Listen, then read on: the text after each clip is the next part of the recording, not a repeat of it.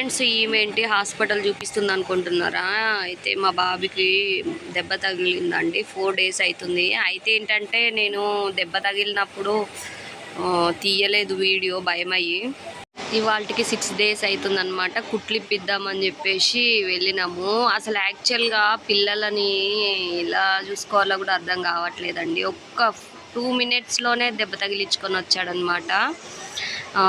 4 కుట్లు పడినాయండి.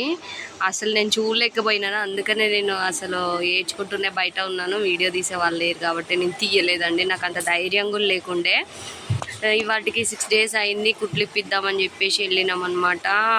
చూడండి, పాపం చిన్న పిల్లాడు అని ఆడుకుంటున్నాడు. నాకైతే చాలా, మీ పిల్లల్ని కూడా చాలా జాగ్రత్తగా చూసుకోండి. ఒక కంట కనిపెట్టుకుంటూ ఉండండి. 2 minutes అటు ఇటు అయితే అసలు వాళ్ళకి ఏం చేస్తున్నారు, ఎలాగన్నది అసలు అర్థం కావట్లేదు.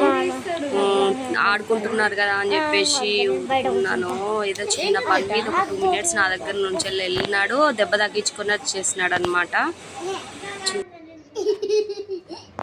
దెబ్బ కూడా చూపిస్తాను. అది కుట్లు అంటే మేము ఊరెళ్ళేది ఉంది కాబట్టి గదవకి అలాగ ఉంది కదా అని చెప్పేసి కుట్లిప్పిద్దామని చెప్పేసి వెళ్ళినాం అనమాట. కానీ చాలా లోతు దాకా తెగిందండి. లోపల చాలా హోల్ పడిందనమాట. అందుకనే స్టిచ్చెస్ వేశారు. 4 కుట్లు వేసారనమాట. చూడండి, వాడు ఆడుతున్నాడు. అసలు కొంచెం ఓర్చుకుంటాడండి వీడు. చాలా అసలు మంచిగా ఓర్చుకునే మనిషి అన్నమాట.